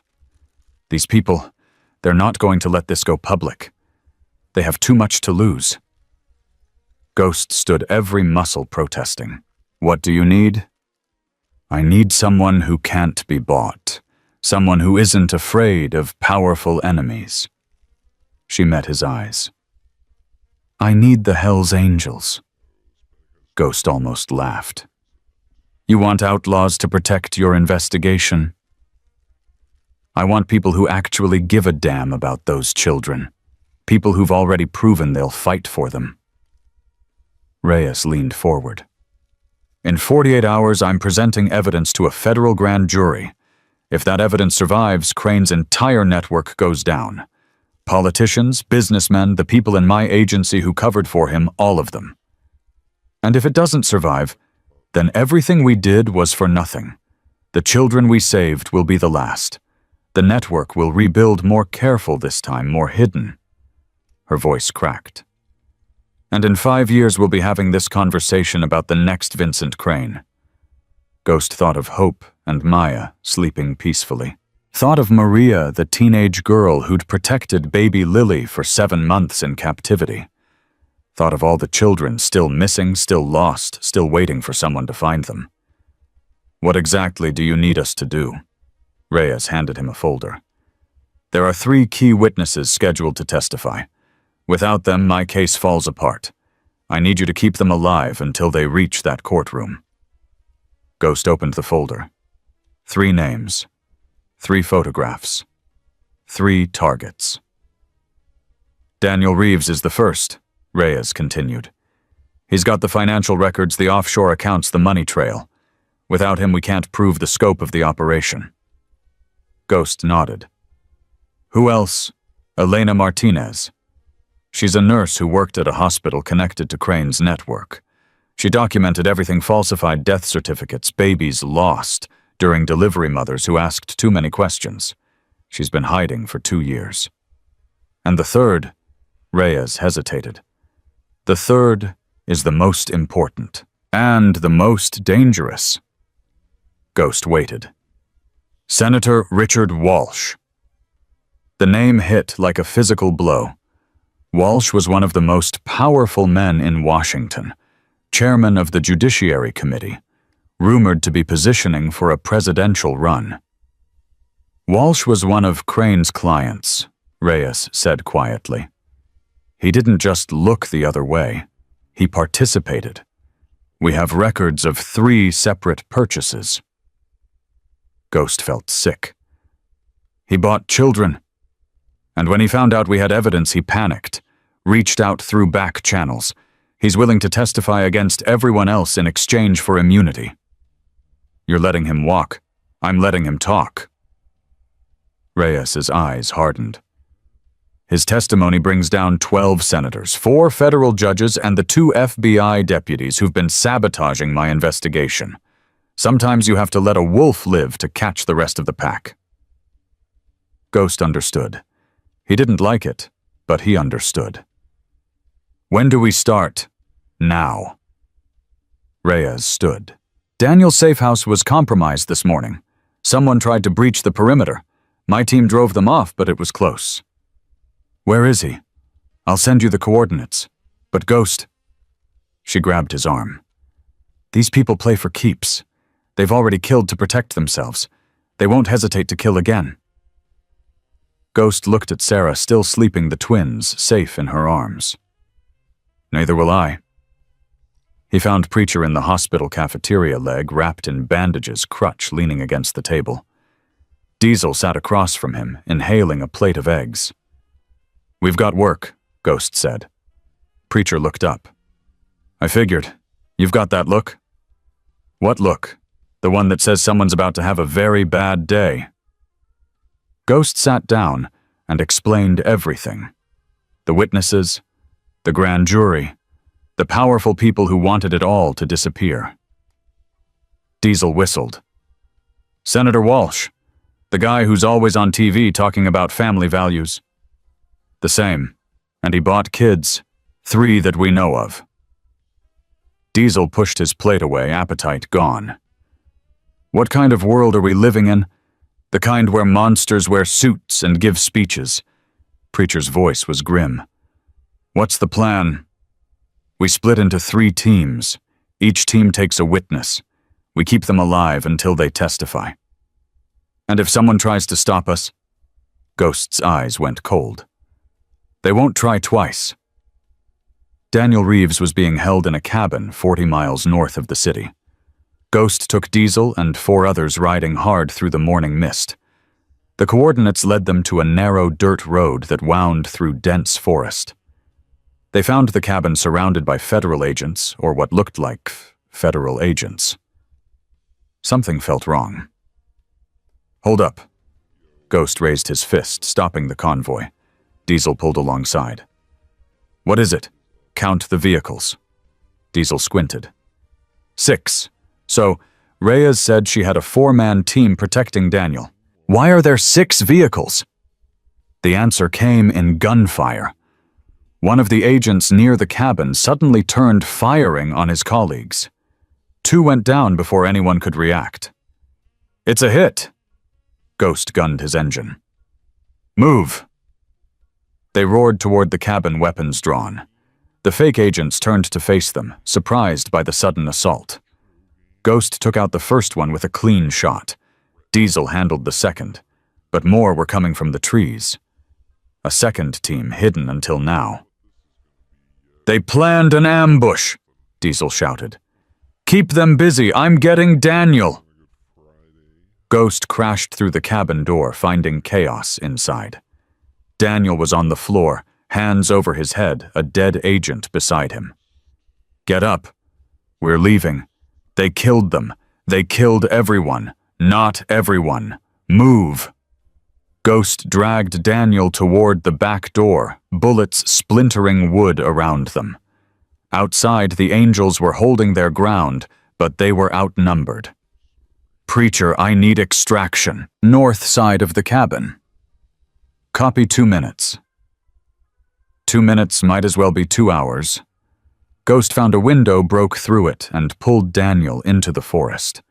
They ran branches, tearing at their clothes, breath burning in their lungs. Behind them, shouting. Footsteps. Getting closer. I can't, Daniel stumbled. I can't keep going. You can and you will. Ghost hauled him upright. Your wife, your son, they need you to survive this. Now move. They burst into a clearing. A motorcycle waited Diesel's abandoned when the shooting started. Get on. Ghost kicked the engine to life, and they tore through the forest, weaving between trees, the sounds of pursuit fading behind them. His earpiece crackled. Ghost, we've got them contained. 2 down on our side, but we're holding. Fall back to the rally point. I've got Daniel. Copy that. They rode for 20 minutes before Ghost felt safe enough to stop. Daniel collapsed against a tree, gasping for breath. They found me. They found me so fast. Someone talked. Ghost checked his phone. 3 missed calls from Reyes. Someone on the inside. What do we do now? We keep moving, and we figure out who sold you out. His phone buzzed again. Reyes. Ghost, where are you? Safe, for now. Your protection detail was compromised. I know. I just got word. Her voice was tight with anger. It was one of mine, an agent named Porter. He's been feeding information to Walsh's people for months. Walsh, I thought he was cooperating. So did I. A pause. Ghost, I think Walsh is playing both sides. He says he wants to testify, but he's also protecting himself. If Daniel dies, there's no financial evidence. Walsh can claim he was set up. Ghost's jaw tightened. Where's Walsh now? Secure location in the city. My most trusted people. Are you sure they're trustworthy? Silence. Then, I'm not sure of anything anymore. Then let me handle it. Some Ghost. You wanted someone who couldn't be bought. Someone who'd fight for those children. Well, that's me. And right now, the best way to protect them is to make sure every single witness survives to testify. Reyes exhaled. What do you need? Elena Martinez. Where is she? St. Catherine's Hospital. She's been hiding there for 2 months working under a fake name. Send me the details. And Reyes? Yeah. Find Porter. Make sure he doesn't warn anyone else. Already on it. Ghost ended the call and looked at Daniel. The accountant was pale shaking, but there was steel in his eyes that hadn't been there before. I heard what you said, Daniel said. About Walsh. Yeah, I knew him. Met him twice at Crane's estate. Daniel's voice hardened. He wasn't just a client. He was a partner. He helped Crane make connections, introduced him to people in government. Can you prove it? Yes. I have records of wire transfers from Walsh's accounts to Crane's offshore holdings. Millions of dollars. Daniel looked Ghost in the eye. If I testify, Walsh goes down too. No immunity deal will save him. Ghost smiled grimly. Then we better make sure you live long enough to talk. They rendezvoused with the Angels at an abandoned gas station. 3 dead, 2 wounded, but Daniel was safe. Small victories in a war that kept getting bigger. Preacher was furious. We lost good men today. For what? For the truth. Ghost helped Daniel into a vehicle. For justice. Justice doesn't bring back the dead. No, but it stops more people from dying. Ghost met Preacher's eyes. Those kids in the compound, they're alive because we fought. The kids who'll never be taken because Crane's network is falling apart. They'll live normal lives because we didn't give up. Preacher's anger faded, replaced by something like resignation. You always did know how to make a speech. I learned from you. A tired smile crossed the old man's face. Fair enough. What's next? Elena Martinez. She's at St. Catherine's Hospital. Then let's go get her. They split up again. Ghost took half the team toward the hospital. Diesel stayed with Daniel, moving him to a new safe house. Preacher coordinated from a distance, his wounded leg keeping him off the front lines. St. Catherine's was a sprawling medical complex, the kind where people went to get lost. Ghost found Elena in the pediatric ward, wearing scrubs and a name tag that said, Maria Santos. She saw him coming and bolted. Ghost caught her in a supply closet, her eyes wild with terror. Elena, I'm not here to hurt you. That's what they all say. Agent Reyes sent me. You're scheduled to testify before a grand jury. I know. Why do you think I'm hiding? They found Daniel this morning, tried to kill him. Elena's face went white. Is he alive? Because we got there first. A Ghost released her slowly. The same people will come for you. Maybe today. Maybe tomorrow. But they're coming. I can't do this. I can't. You're the only one who can prove what happened to those babies. The mothers who were told their children died. The nurses who forged documents. Without your testimony, those women will never know the truth. Elena's hands were shaking. I have nightmares, every night. I see their faces, the mothers, the way they looked when they were told their babies didn't make it. Tears streamed down her cheeks. I could have stopped it. I could have said something. You're saying something now. Too late. It's too late. Ghost grabbed her shoulders. It's not too late for the mothers who are still searching. It's not too late for the children who might be found. It's not too late for you to make this right. She stared at him for a long moment, fear battling with something else. Determination. Guilt. The desperate need for redemption. Okay, she whispered. Okay. They were halfway to the exit when Ghost's phone buzzed. Diesel. We've got a problem. Senator Walsh just held a press conference. Ghost's blood ran cold. What kind of press conference? The kind where he announced that he's being framed by a violent motorcycle gang working with corrupt FBI agents. He's calling for an investigation into Agent Reyes. Son of a... It gets worse. He named you specifically. Your picture is on every news channel. They're calling you a domestic terrorist. Ghost looked at Elena, at the Angels waiting outside, at everything he'd sacrificed to get this far. Walsh had played them, used them, let them do the hard work of destroying Crane's operation, and now he was positioning himself as the hero who exposed the real criminals. "What do we do?" Elena asked. Ghost's jaw tightened. "We go get the senator, and we make him tell the truth." "How?" Ghost smiled, but there was no warmth in it.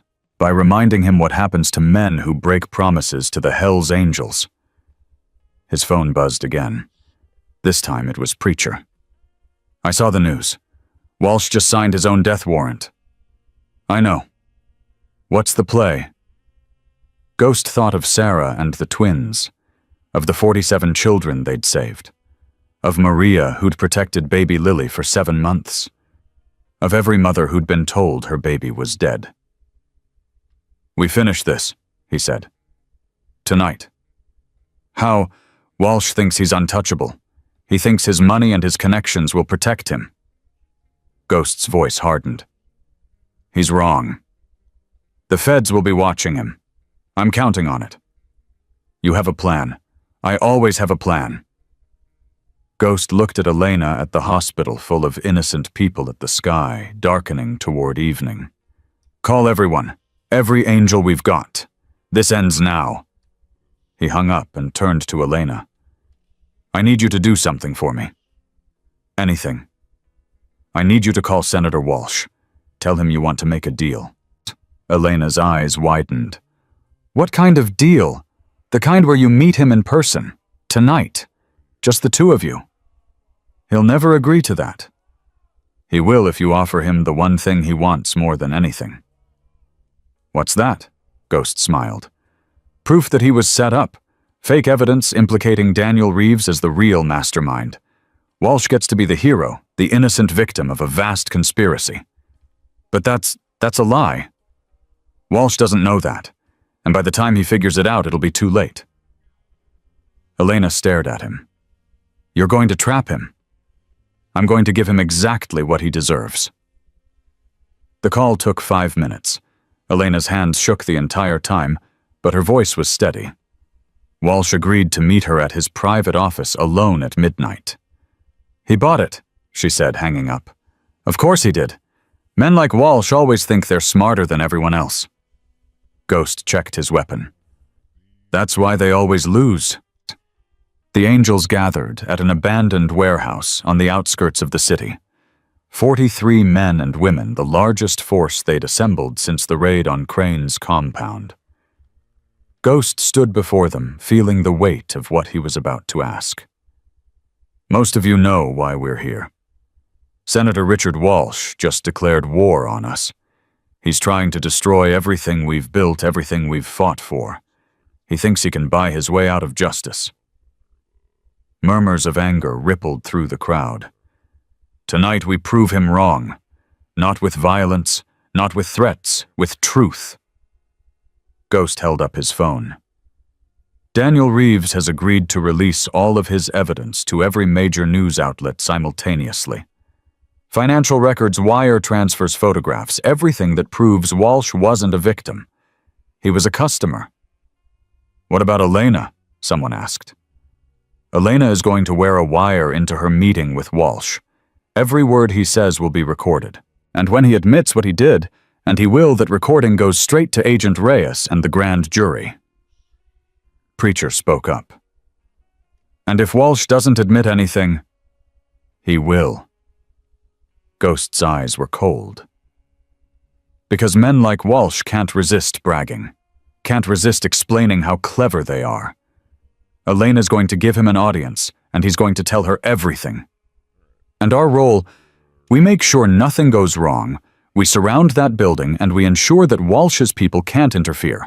No violence unless absolutely necessary. But if they come for Elena, they'll wish they hadn't." Diesel finished. Ghost nodded. "Exactly." The warehouse fell silent. 43 angels waiting for the order that would change everything. "For 3 years I walked away from this life. I thought I could leave it behind, pretend I was someone else." Ghost's voice dropped. "But some things you can't run from. Some fights find you whether you want them or not, He looked at his brothers, his family. Those children in Crane's compound, they were somebody's kids, somebody's future, and men like Walsh treated them like products to be bought and sold. His fist clenched. Tonight we send a message, not just to Walsh, to everyone who thinks they can hurt the innocent and get away with it. He raised his voice. Tonight, the hellsangels ride. Not for money, not for territory, for justice. Are you with me? The roar that answered him shook the walls. Midnight approached. The angels surrounded Walsh's office building, invisible in the darkness, waiting for the signal that would bring everything crashing down. Inside, Elena walked toward her destiny.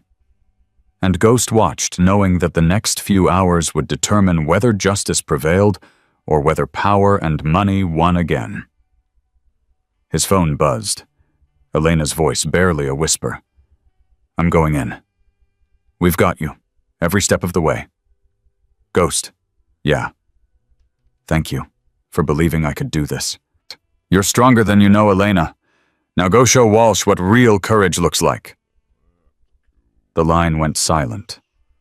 Ghost waited, and the night held its breath. Elena's heels clicked against marble as she walked toward Walsh's private office. Her heart hammered so loud she was certain the wire taped to her chest would pick up every terrified beat. You're doing great, Ghost's voice whispered through the tiny earpiece hidden beneath her hair. Just breathe. She breathed. In, out, in, out. The door opened before she could knock. Senator Richard Walsh stood there in shirt sleeves, his television smile firmly in place, looking exactly like the man who gave speeches about protecting America's children. Elena, thank you for coming. Thank you for seeing me, Senator. He gestured her inside, closing the door behind them. Elena noticed immediately no guards, no assistants. Walsh wanted this conversation private. Good. That's exactly what they were counting on. Please sit. Walsh moved to a bar cart, pouring 2 glasses of whiskey. I must admit your call surprised me. After everything that's happened, I assumed you'd be running in the opposite direction. I'm tired of running. Elena accepted the glass but didn't drink. I'm tired of hiding. I just want this to be over. Walsh studied her with cold, calculating eyes. And you think I can help with that? I think we can help each other. Interesting. He sat across from her, swirling his whiskey. Tell me more. Elena launched into the script Ghost had prepared. The fake evidence, the frame job on Daniel Reeves, the promise that Walsh could emerge from this scandal not just clean, but heroic. Walsh listened without interruption, his expression giving nothing away. When she finished, he smiled. That's a lovely story, Elena. Very creative. He set down his glass. But we both know it's complete fiction. Elena's blood ran cold. I don't understand. You're wearing a wire. Walsh stood walking toward her slowly. Did you really think I wouldn't check? I've been doing this for 30 years. I know when someone's trying to trap me. Ghost's voice crackled in her ear. Stay calm. We're coming. The building's surrounded by your biker friends, Walsh continued. I know that too. 43 of them by my count. Very impressive. Very predictable. Elena stood backing toward the door. I should go. I don't think so. Walsh pressed a button on his desk. You see, I've been planning for this moment. Ever since Vincent Crane died, I knew someone would try to bring me down. I've taken precautions. The door burst open. 4 men entered, armed and professional, not hired muscle military contractors. These gentlemen work for a private security firm. Off the books, of course. They're going to escort you to a location where we can have a more thorough conversation. Elena's hands were shaking. You can't do this. People know I'm here. Oh, I'm dead. People know you came to meet me. They don't know what happened afterward. Walsh shrugged. Perhaps you'll have an accident. Perhaps you'll simply disappear. Either way, you won't be testifying before any grand jury. Ghost, Elena whispered. I'm coming, his voice answered. Hold on. Walsh frowned. Who are you talking to? The window exploded. Ghost came through like a demon born of glass and fury, tackling the nearest guard before he could react.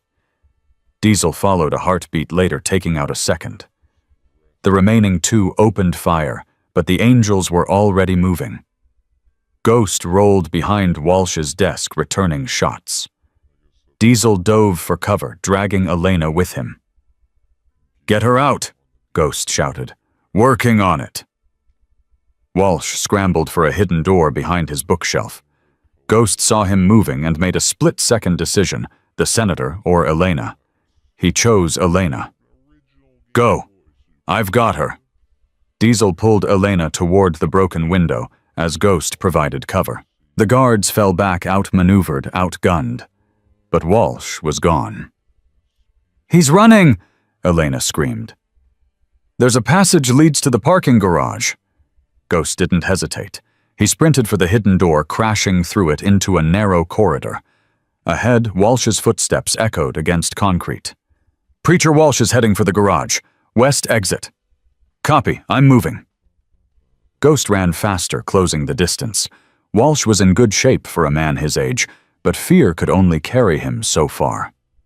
The corridor opened into a stairwell, and Ghost caught a glimpse of the senator 2 floors below. You can't run forever. Walsh. Watch me. The garage door slammed open. Ghost burst through to find Walsh climbing into a black SUV engine already running. Then Preacher appeared. The old man stepped out of the shadows, shotgun leveled at the windshield. Behind him, 6 angels blocked every exit. Going somewhere, Senator? Walsh froze, hand on the door. I'd recommend getting out of the vehicle, Preacher said calmly. Otherwise my trigger finger might get twitchy. Old age, you understand. Slowly, Walsh emerged. His television smile was gone, replaced by something ugly. Desperate. Real. Do you have any idea who I am, what I can do to you? I know exactly who you are. Ghost walked toward him, breathing hard. You're a man who bought children, who helped build an empire on stolen lives, who smiled for cameras while innocents suffered. You can't prove any of that, can't I? Ghost pulled out his phone, hitting play on the recording. Walsh's voice filled the garage, clear as day. You're wearing a wire. Did you really think I wouldn't check? Walsh's face went pale.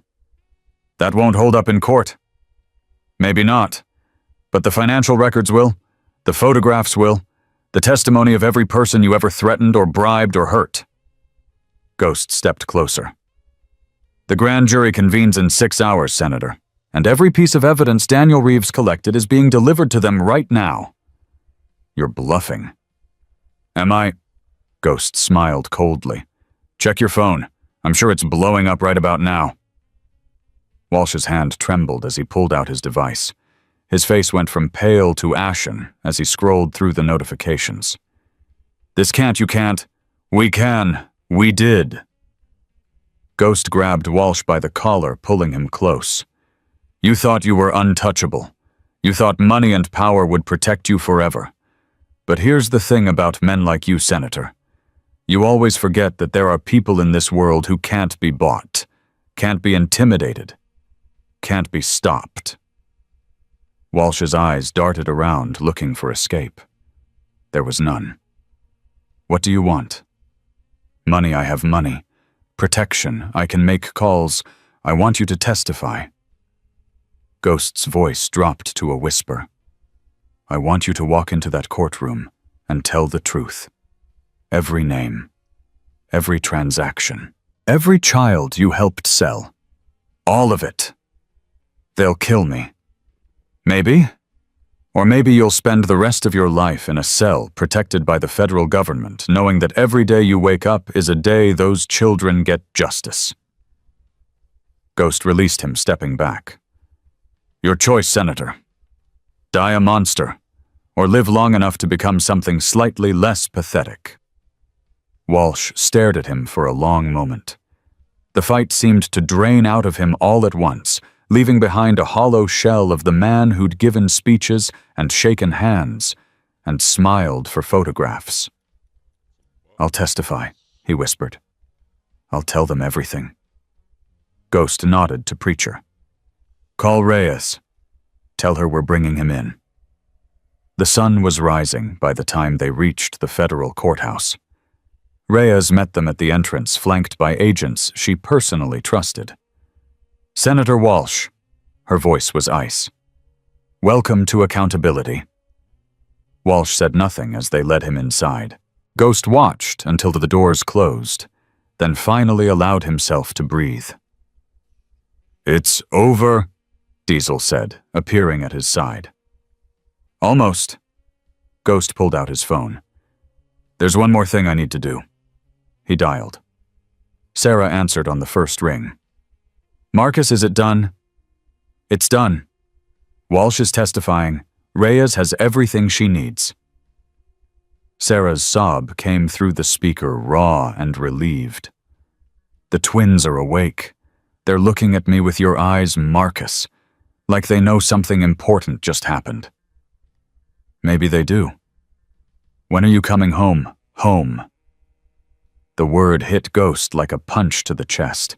He'd spent 3 years running from that word, from everything it meant. Soon, he said. I promise. I'll hold you to that. He hung up as Preacher limped over, leaning heavily on his crutch. Hell of a night. Hell of a week. Hell of a life. Preacher chuckled, then winced. I'm getting too old for this, Ghost. You saved Walsh from escaping. That's not bad for a man your age. Don't remind me of my age. The old man's eyes softened. What are you going to do now? Ghost looked at the courthouse, at the angels gathered around their bikes, at the sky turning pink and gold with morning light. I don't know, he admitted. For the first time in my life, I don't have a plan. Maybe that's not a bad thing. Preacher put a hand on his shoulder. Sometimes the best roads are the ones you don't see coming. The grand jury proceedings lasted 3 days. Walsh testified for 14 hours, naming names, providing details, destroying careers and lives with every word. Daniel's financial records corroborated everything. Elena's documentation filled in the gaps. When it was over, 47 indictments had been issued. 12 senators, 4 federal judges, 2 FBI deputy directors, countless businessmen and associates. The largest takedown of political corruption in American history. And at the center of it all, a story that began with one phone call at 2:47 a.m. Ghost visited Maria at the children's shelter 2 weeks later. The teenage girl who'd protected baby Lily for 7 months in captivity was finally starting to smile again. They found my brother, she said, tears streaming down her face. The FBI tracked him through the records. He's in Germany. A family there adopted him and they want to send him back. They didn't know. They didn't know where he came from. Ghost felt his throat tighten. That's wonderful, Maria. They're calling us survivors, on the news. They're calling the angels heroes. She looked at him with eyes that had seen too much, but still believed in something. Are you heroes, I mean? Ghost thought about the question. Really thought about it. No, he said finally. We're just people who decided that some things are worth fighting for. That's all anyone can be. Maria nodded slowly. I want to be like that. When I grow up. I want to fight for people who can't fight for themselves. You already are. Ghost squeezed her hand. You already are? The Iron Halo was packed that night. Angels from 5 states had gathered to celebrate, if you could call it that. They'd lost 7 brothers in the past 2 weeks.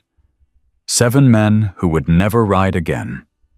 Ghost stood at the bar, nursing a beer he didn't really want, watching his family laugh and argue and remember. Diesel slid onto the stool beside him. "You okay?" "Yeah, just thinking." "Dangerous habit." Ghost almost smiled. "I used to believe that walking away was the answer. That if I just put enough distance between myself and this life, I could become someone else. And now I realize that you can't run from who you are. You can only decide what to do with it." Ghost took a long drink. "I spent 3 years pretending I wasn't a Hell's Angel. But when Sarah called when those children needed help, this is what I am. This is what I was always meant to be." Diesel nodded slowly. "So you're staying?" "Yeah, I'm staying." "Good." Diesel grinned. "Because Preacher's officially retiring. Says his leg's never going to be the same. And the club needs new leadership." Ghost turned to stare at him. "You're joking." "Do I look like I'm joking?" Diesel gestured toward the back room. "They're voting right now. Your name's the only one on the ballot." "I didn't ask for this." "That's exactly why you're the right choice." Before Ghost could respond, the door to the back room opened. Preacher emerged, supported by 2 younger members, his face wearing an expression Ghost couldn't read. "Marcus Wheeler." Preacher's voice carried across the suddenly quiet bar. "The Iron Halo chapter of the Hells Angels has voted unanimously. Do you accept the position of president?"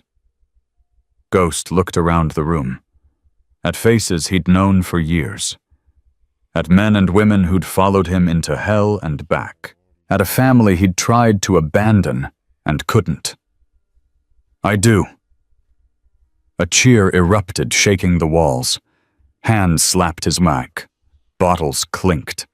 For one moment, the weight of everything they'd been through lifted, replaced by something simpler. Brotherhood. Preacher made his way to Ghost's side, pulling the president's patch from his own jacket. "This belonged to my father," the old man said quietly. "And his father before him. It's been in our family for 3 generations. I can't take this." "You're not taking it. You're earning it." Preacher pressed the patch into Ghost's hands. "I've watched a lot of men lead this club. Most of them were good. A few were great. But you," he smiled. "You're something else entirely, Marcus. You're the kind of leader who makes men want to be better than they are." Ghost stared at the patch, feeling its weight like a promise. "I don't know if I deserve this." "None of us do. That's not the point." Preacher gripped his shoulder. "The point is what you do with it. The point is who you protect, what you fight for, what you're willing to sacrifice." His eyes glistened. "Make me proud, son. Make all of us proud." Ghost nodded, unable to speak. Outside, he could hear more motorcycles arriving. News had spread. The angels were gathering from across the country to honor their fallen and celebrate their victory. But for Ghost, the celebration felt distant. His mind was already turning toward what came next. Sarah was waiting for him at the small house he'd built behind the Iron Halo. She sat on the porch, the twins asleep in a bassinet beside her, watching the stars emerge one by one. He sat down next to her, silent for a long moment. "I saw the news," she said finally. "President of the Hells Angels. That's quite a promotion." "I didn't ask for it. The best leaders never do." She reached for his hand. "Are you happy?" Ghost considered the question. Happy. Such a simple word for such a complicated feeling. "I don't know if happy is the right word," he said slowly. "But I feel whole. For the first time in a long time, I feel like I'm exactly where I'm supposed to be." Sarah leaned her head against his shoulder. "I'm sorry. For everything. For disappearing. For not trusting you. For don't." Ghost squeezed her hand. You survived. That's all that matters. I keep having nightmares. About Vincent. About what could have happened to the girls. The nightmares will fade. Eventually. And until they do, I'll be here. She looked at him, eyes shimmering in the darkness. How did you know that night when I called? How did you know to answer? I didn't. The phone rang and I picked it up. That's all. But you came. You came without knowing what you were walking into. Ghost thought about that moment. The phone shattering the silence, his sister's voice after 3 years of nothing, the gunshots, the baby's cry. You're my family, Sarah. You and the twins. When family calls you, answer, no matter what. Hope stirred in the bassinet, letting out a small cry. Sarah reached down, lifting her daughter, cradling her close. She looks like you, Ghost said. God, I hope not. Sarah laughed softly. 1 Marcus Wheeler in this world is enough. 2, Ghost corrected, nodding toward Maya. You've got 2 now. Sarah smiled, the first real smile he'd seen from her since this all began. I guess I do. They sat together, as the night deepened, the sounds of celebration drifting from the bar, the twins sleeping peacefully between them. Ghost thought about everything that had led to this moment. The phone call, the raid, the chase, the reckoning, and he thought about what came next. I'm going to find them, he said quietly. Sarah looked at him. Find who? The children who are still missing. The 200 that Crane sold before we stopped him.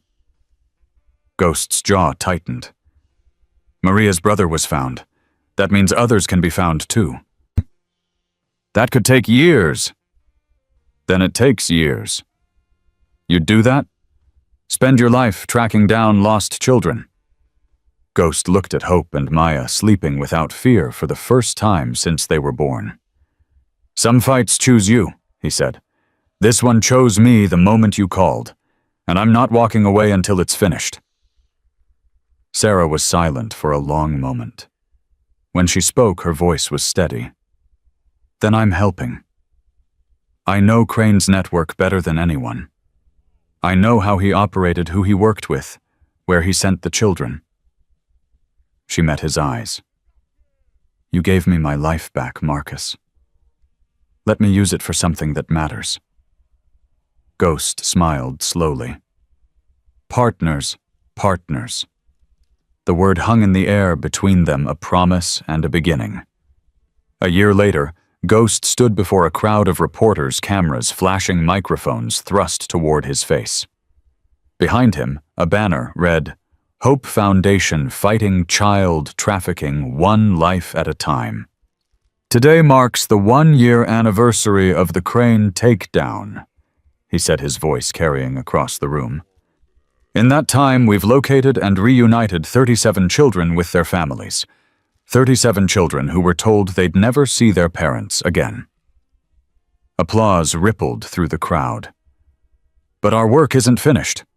There are still over 160 children out there taken by Crane's network, sold to buyers across the globe. We will find them, every single one, no matter how long it takes. A reporter raised her hand. Mr. Wheeler, how does it feel to go from outlaw biker to founder of a major charity? Ghost smiled. I was never an outlaw. I was just a man who believed that some things are worth fighting for. The patch doesn't make the man. The cause does. And what would you say to people who still see the hellsangels as criminals? Ghost looked into the camera, knowing millions were watching. I'd say this 47 children are alive today because men in leather jackets rode through the night to save them. 12 corrupt politicians are in prison because we wouldn't be bought or intimidated. And 160 more children still have hope because we refuse to give up. He paused, letting the words land. So call us what you want. We know who we are. We know what we fight for. And we're not going anywhere. The press conference ended, but Ghost lingered, watching the crowd disperse. Diesel appeared at his side, grinning. "Not bad for a motorcycle mechanic." "Not bad at all." Sarah emerged from behind the stage, Hope and Maya, toddling beside her, their hands clasped in hers. The twins were walking now, talking in broken sentences, laughing at everything and nothing. "Daddy Ghost?" Maya squealed, running toward him. He caught her, swinging her up onto his shoulders. The name had stuck, something Sarah started as a joke that the twins refused to let go. "How'd I do?" he asked Sarah. "You did good." She kissed his cheek. "You always do." Preacher watched from the back of the room, his crutch replaced now by a simple cane. He caught Ghost's eye and nodded once. Pride. Approval. Passing of the torch. Ghost nodded back. That night he rode alone through the empty streets, the wind against his face, the engine humming beneath him. He thought about the phone call that started everything, about the woman who'd stumbled into his life with 2 babies in her arms, about the choice he'd made to answer when everything in him screamed to stay away. Some men spent their whole lives searching for purpose. Ghost had found his in the space between one heartbeat and the next, in the voice of a sister he thought he'd lost, in the cry of children who needed someone to fight for them. He rode until the sun rose, painting the horizon in shades of gold and pink. Then he turned toward home, toward Sarah and the twins, toward the family he had found when he stopped running from himself. The road stretched out before him, endless and full of possibility. There would be more battles to fight, more children to save, more demons to face. But for now, in this moment, Ghost allowed himself something he hadn't felt in years. Peace. Not the absence of conflict, but the presence of purpose. The knowledge that whatever came next, he would face it with brothers at his back and love in his heart. Marcus Ghost Wheeler had answered one phone call in the dead of night, and in doing so he'd found everything he never knew he was looking for. The twins were waiting for him when he got home, their faces pressed against the window, watching for his headlight. Sarah stood behind them, coffee in hand, smile on her face.